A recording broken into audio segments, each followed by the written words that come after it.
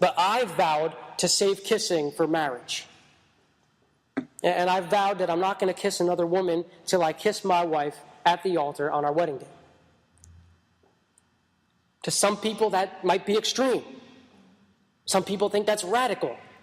When I was in high school, I would have looked at me and said, he's crazy. And it took me years to finally see the good in this. I used to see people that made this vow and think they were nuts until it hit me one day. You know when it hit me? A couple years ago, Pastor Joe was speaking at Christmas time about Mary and Joseph. And he was saying how Mary and Joseph, though they were betrothed, though they were engaged to one another, they never had any physical intimacy before marriage. That was a light bulb moment for me. Now, before I go any further in defending why I do this, you need to understand that not kissing a person, I can still have more sin in my heart by lusting than two people that are kissing. All right? So let me be clear about that. All right? It's about the motive in the heart. It's about your desire to glorify God in what you're doing. Okay? So for different people, this could look different. But I want you to understand, and just try to think through why I've made the decision I have. Because you might be thinking, well, maybe for Angelo it was easy to just give it up. But for me, I like it too much, I can't give it up. No, I really loved it. I love kissing. I do love kissing. Here's the thing. I love it so much that I want it to be at its best, which will be with my wife. And I love it so much, I don't want to look at it as just some little thing. You might say, well, it's just kissing. Someone else would say it's just sex. The reality is that they're both part of this awesome package that God has given us for husband and wife to become one flesh. Let's be honest, when we start kissing a person, you start becoming one flesh with that person. And you want to go further. You're setting off sparks. And your body, it's initiation to go further with a person. That's what it's even there for. It's the process of two becoming one. I like the idea of a football field illustration here. I'll be in a relationship with a girl that's a Christian or whatever, and say we set our boundaries. And I say, well, I'm okay, we go to the 10-yard line. She's like, well, we could go to the 20-yard line, right? And then as we're dating longer and longer, we start moving down the field. We get to the 30 and to 40. We're dating 6 months. We get to the 70 to 80. As long as we don't hit the touchdown, we're okay. But the reality is the whole game, in its entirety, the whole game is meant to be played between a husband and a wife. Secondly, listen to this. If you saw a married man kissing a girl that's not his wife, would you say he's cheating on his wife? So kissing is not some small thing, is it? Now think about this. You all have a husband out there that God has for you. So everything you're doing with somebody that's not your husband is a form of cheating on your husband. Imagine, ask yourself right now, you have a husband out there. How far do you hope that your husband is going with other girls right now? If he was going on a date tonight, what do you think you want him to do with that girl?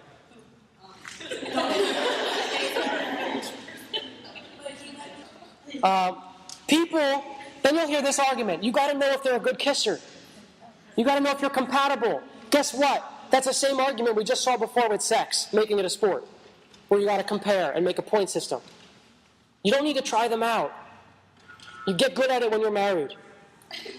And physicality, guys, of any kind, it's blinding. I'm telling you, when you're physical with someone, in any way, you get blinded to what matters. I've learned this.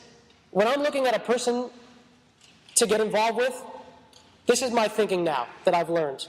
If I could never kiss that girl, do anything physical with that girl, and she could never do anything physical with me, would we want to be together for our lives?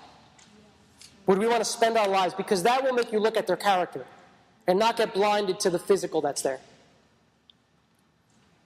I have Pastor Todd, and this is what he wrote to me about his own choice when he was growing up, and his wife's name is Krista. He said, I saved myself for Krista, the person God had picked for me, and I was truly blessed by that, and my relationship with God made that possible. I married when I was 26 years old. I know in today's world that being a virgin isn't cool, and I was sometimes made fun of, but I know few people who who are as happy as I am in my marriage. Plus, being intimate with her is new and exciting over and over. Kissing is an important part of that. I believe, for me personally, that kissing helps me ignite my passion for her, and I have to say there is nothing as sexual as a seductive kiss. Now, you might be thinking that all this stuff sounds crazy. But think about all the cheating that takes place in our world, in marriages, but even in high school. And now think how different it would be if all the guys and all the girls committed themselves, I'm not going to get physical or kiss anybody that's not my husband, my wife. Wouldn't that change everything? Wouldn't that reduce all the drama out there? If you realize I'm saving my physicality for one person and that's it, and be a one-woman man, be a one-man woman. All right, here's some more application. Point 4. Guys think of girls as sisters. Girls think of guys as brothers. We see this in 1 Timothy 5. It says, treat younger men as brothers, older women as mothers, and younger women as sisters with absolute purity. Secondly, the decisions you make, guys, have lasting consequences. I've been reading, about this topic, and I've been reading about a number of women who, can't let their husbands hold them certain ways because it makes them think back to things they did in high school and college and at parties. And so now the things they did before they were married messes up their own intimacy with their husband when they're married.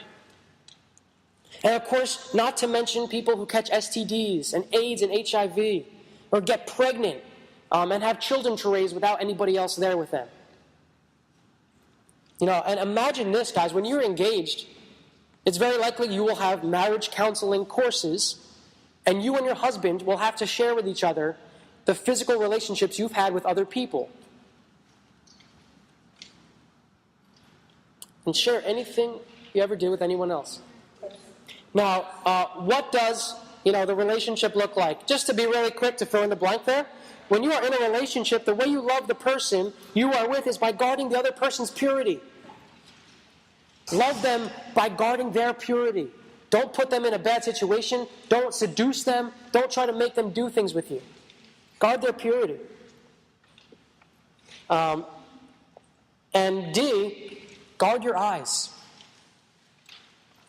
Keep your eyes away from pornography. Keep your eyes away from sexual movies and TV shows. Keep your eyes and your ears away from internet sites. The more you look at that stuff, the harder it's going to be for you guys to love your husbands one day.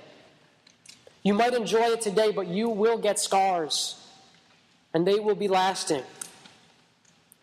Now, the last thing, look to Jesus. Please look to Jesus. Remember that Jesus was a single person his whole life. So us being single, we can look to him. And I told the guys, think how Jesus treated women in his life and how he looked at women in his life. And what was he doing with girls? Secondly, know that Jesus knows the depths of our sin. All right, he knows how wrong it is. Jesus on the cross bore all of our sin. That includes our sexual sin. And he suffered the wrath of God for that sin.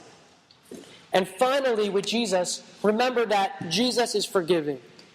If you've been involved with other guys, and you've been physically active with guys, Jesus offers you forgiveness for what you've done. Come to him. He wants to cleanse you. He wants to give you a clean slate. And I praise God for that I can stand before God and be forgiven the things I've done in my past, that I can be pure in his sight for my wife that I'll be with one day. Regardless of the past, he's forgiven me. He forgives, he forgets it. He puts it outside of his mind. Praise Jesus for that forgiveness. He wants to cleanse you from the wrong you've done and give you all a clean slate this day too, if that be the case. That's our message tonight. I know we ran over. Thank you guys for being patient.